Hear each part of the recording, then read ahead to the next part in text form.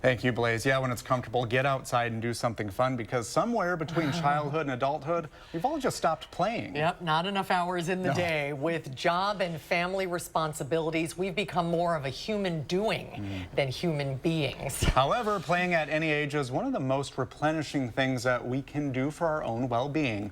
UW Health's distinguished psychologist, Shyla Murgain, is here with some of that. Hi, Shyla. Good to see you. It's great to be here. Thanks for covering this topic. Yeah, so playing, that can really just help our overall mental health, emotional health, well-being. Absolutely. You know, as adults, we can be all work and no play, and that leads to a kind of boring day. And this summer, I really want to encourage people to prioritize building in a little bit of play.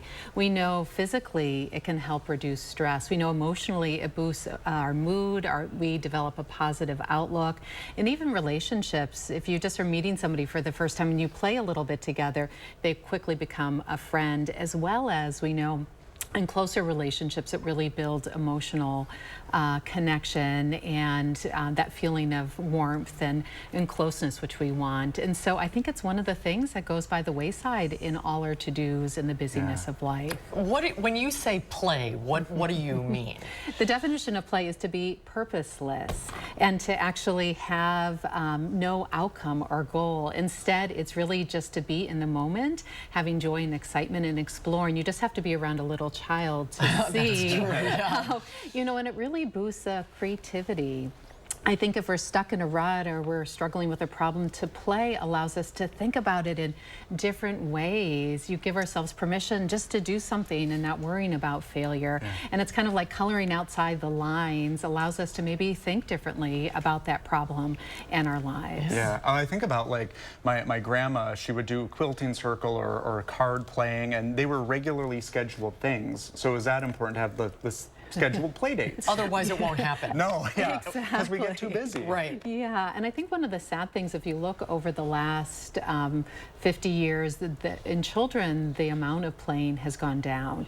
Kids are, you know, in front of electronics. So I love that idea.